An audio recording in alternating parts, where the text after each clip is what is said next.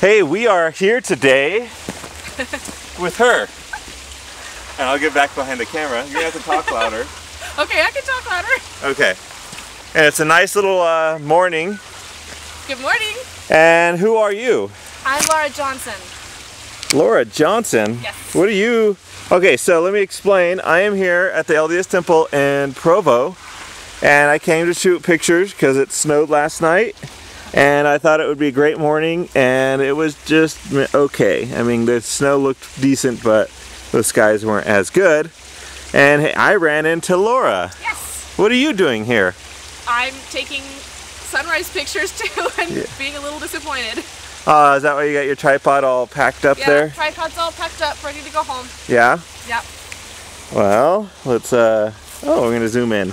Ta-doo! I'm such an amazing videographer here. Okay, so you're ready to go home? Yeah. Do you live close? I live like a mile away. Do you live close too? I live about 5 or 6 miles away. Okay, so not too far. So it wasn't a terrible bus. No. At least, well, you did get to kind of figure out the locations to shoot this place. Yes. The next time you're more prepped and ready. Yeah. Yay! Yay! Okay, so you're a photographer? Yes. Yes? I am a photographer. I guess is the question, to what extent? To what extent? I officially shoot for a couple of ballroom dance competitions here at BYU, which is close by, and I also do weddings. So. Oh, you shoot weddings and dance? Weddings and dance. Okay, and this is my question to a lot of the artists is how'd you get into it and kind of that process of learning and getting into this art? Well, I started working at a child photography studio, which was a lot of fun. I worked there for 2.5 years. And why are you laughing? I don't understand. It kind of got me into portraiture, and then I was majoring in ballroom dance and started to take pictures of that, and just kind of it spiraled from there. Really? Yep. Okay, so you were in dance and then like, well, I'll take pictures of what I'm doing. Exactly. So, in another way, you're also an artist in the dance form. Yes, I actually am. Okay, so which one do you think is bigger for you? Like, which one do you do more? I probably do portraits and weddings because I only do 2 competitions a year. But I mean, but you're a dancer as well. I am a dancer as well, not so much anymore. Not so much anymore. Not so much anymore. I kind of left the dance world after doing World Championships last year with the team, so. Oh, well, fun. Go out with a bang. Okay. So, but you did dance for a long time then? I did dance for a long time, about 10 years. Do you see in any way that photography you're maybe using it to fill that gap of like that creative gap? I've always been creative. I've tried just about anything you can name: writing, drawing, music, acting. Okay. For me, photography it spoke to me in a very different way. I just loved it. It just made me feel like that's where I needed to be.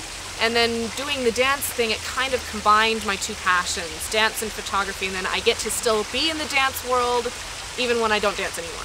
Okay. Give us a couple of quick and easy tips about like dance photography, because there's not a lot of dance photographers. The trick is, and this probably helps that I dance myself, but you kind of have to be there before the moment happens. You have to learn how to feel the music and know when the move is coming, because those moments happen in a split second, and if you're not prepared for them, you know. Also, I would say generally I avoid using, for example, aperture value. It tends to expose incorrectly most of the time, and so I have to find my own exposure for that, and it tends to be better. So that's usually inside? Always inside.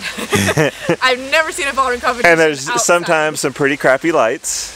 There can be. It depends on your situation. But there's a lot of spotlights too, maybe? The like ones bright that I spotted? do are actually, they hold them in, they have pretty bright light. I'm usually able to take them at fairly fast shutter speeds, high ISOs though, so you have to be prepared for a decent amount of noise. Okay. But I don't have a And when we're talking dance, is it usually pretty much, what kind of dance? Is it like ballroom? Dance, it's like waltz, cha-cha, tango, samba, some swing. Nice. Anything from little kids. And what happens to those pictures after you take them? Like, tell us about like the dancers? I mean, this is a big competition. The dancers find them on my website. They know where to look. Okay. I have, I guess, a reputation in the area. People know who I am. People know where to go. People send everybody else to the places to get the pictures, but I don't have, like, I don't have a lot of time to go through a lot of post-processing. Okay. So I guess as far as other tips might be concerned, be very careful how you're setting your white balances, because if you're taking 15,000 pictures in 3 days, which is what I typically do. 15,000? About 15,000 pictures in the course of 3 days, you don't Wow. have time to process all of them and fix everything. So for those that are thinking that I took a lot to take 14,000 pictures on my recent road trip in 35 days. No. Okay. Yeah, I have another friend that does Nutcracker pictures in Seattle, and he takes about that many. Yeah.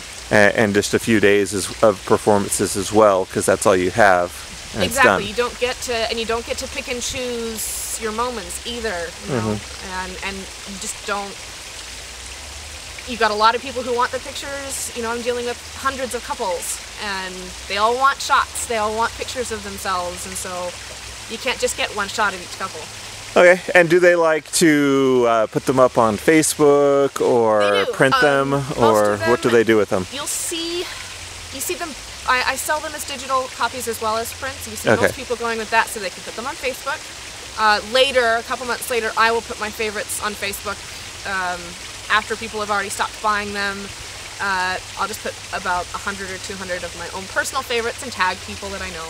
So, but, Okay. yeah, you'll see people using them as their profile pictures about a week after dance sport's over. Hey, look what I did! It's fun. Well, sweet. Okay, so that's your name again? Laura Johnson. Laura Johnson. Yes. And tell people where they can see your cool dance pictures. Oh, you can go to laurajohnson-photo.com, and there's a link to my ballroom events. And probably they could, is there anywhere like social media where you keep up a presence that random people could go and see you? I have a Google Plus account. Okay. I have a Facebook business page. Laura Johnson's going to be hard to find. Laura Johnson Photography is easy to find on Facebook. Okay. There's very few of us. Yeah, that's. I'm not a Twitter fan. Okay. So. All right. Sounds great, Laura. And sorry that it wasn't as amazing here as we planned it to be. It's okay. I have had some amazing experiences at other temples, so. Photographing them? Yeah. Yep. I have favorites. Well, sweet. And thanks for the interview. Thank you. It gave me something to do while I wait for the sunrise to see if it does anything. Exactly. Okay. Peace out. Yo.